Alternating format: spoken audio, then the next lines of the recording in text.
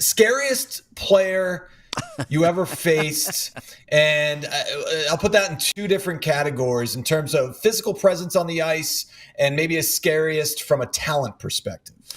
All right, I'll start backwards. I'll go with the talent. There were times, Adam, when I had various roles when I was playing, particularly with the Bruins. There were years and stretches of years where I would be in an offensive role. I would play in the top six. I would play power play, and then one year we traded Stevie Casper and Johnny Cuniff, the late Johnny Cuniff, who was one of my favorite people of all time, and impacted my career, by the way, in a positive way. He told Terry O'Reilly that, Brick can play defensive center. So then all of a sudden I went from playing left wing with Kenny Linsman and Keith Crowder to centering a checking line. And, there were nights where, and this is when Gretzky was in L.A. and Messier was still in Edmonton, and they came in back-to-back, like on a Thursday, Saturday situation. And those were my jobs. My job was to go against Gretzky for as much as I possibly could. We needed another centerman, usually Bobby Sweeney, because Gretz would play close to 30 minutes, and I wasn't going to play that. And then the following game was against Messier, and it was night and day in terms of how you had to guard these two guys or defend these two guys, and they were both scary in different ways. Wayne put so much fear in you that he was just going to flat out beat you, not necessarily one-on-one, beat you with a pass, a give and go. He would tempt you into making mistakes if you had the puck. And then Messier was kind of just the opposite. He would just look right through you. He'd give you that death stare, and he was Moose, right? He was Moose. That was his nickname. And he was scary physically at a high pace of play. So they were scariest. And Mario, I played with Mario, and I saw what he did to opponents. He put the fear of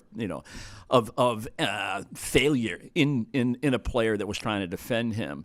And Mario could physically beat you, in so many ways, one-on-one, more so than Gretzky ever could, because Mario was 6'6" and could skate. He had the reach, and he had the intelligence, he had the deception, and he had the shot. He had everything. Mario had everything, just didn't have the health, really, to challenge Gretzky's numbers. But those three players were the scariest in terms of my era.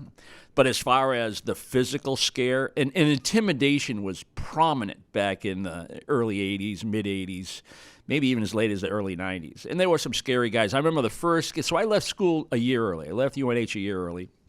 And one of the first games in the American League, I'm sitting on the bench, and there was a fight, like very early in the game. It happened right in front of our bench. And it was Dave Brown against Archie Henderson. And I don't know if everybody's familiar with those two names. But Brownie that year in the American League had 35 majors, meaning 35 fights, 420 minutes, set the record, as a 20-year-old. And Archie was a veteran, tough guy, not a handsome fella either. And I say that lovingly. He was a teammate at one time. And both 6'6", and there was no strategy to that fight. It was just, I'm going to hit you and you hit me, and whoever hits last wins. And it was literally 4 feet from me, and I'm sitting there going, I left college for this? And also grateful that you weren't on the other end of either of those fists. Yeah, no, that was a little scary. And when I was playing early in my career, I was in the Old Patrick division, and and I was playing in Pittsburgh, and I had to go up against, like, Paul Holmgren. That was a little scary. Bobby Nystrom, that was a little scary, And then later in my career, you saw the Bob Proberts of the world come into the league. There were a lot of scary guys. There were a lot of tough guys, and there was a lot of intimidation, and there was a lot of, glove dropping. And we had a 5-on-5 brawl one time at the Garden against Detroit, and I ended up hooking up with Brad Marsh, who I had known from my short time in Philadelphia when we were friendly.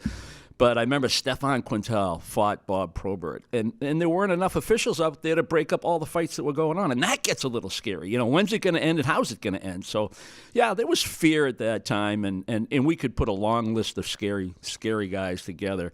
I know Judd and I were just having a couple of laughs the other day, just going through and seeing when Berube came into town with Toronto.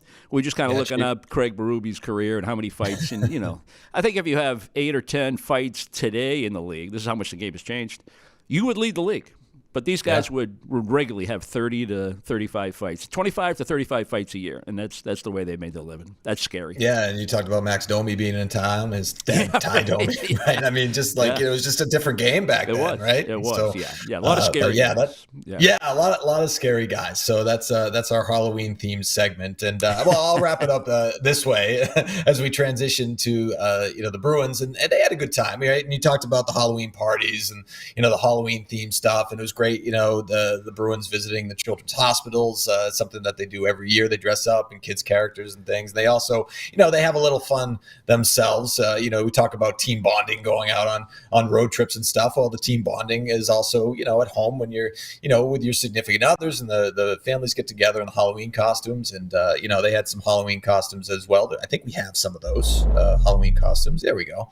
There you go. Big group photo, right? I see Kiss in there. That's pretty good. Looks like some of the young guys. You got Happy Gilmore in there as well, Tinkerbell. So it's a good opportunity. But I will say, one of my favorites is Connor Clifton and Matt Grizzlick a few years back. You remember that costume, don't you? I do. Yeah. Yeah, the Jack and Brick. Yeah, the Jack and Brick. That was pretty creative. They did a nice job, and Jack and I took it in good humor. It was pretty awesome.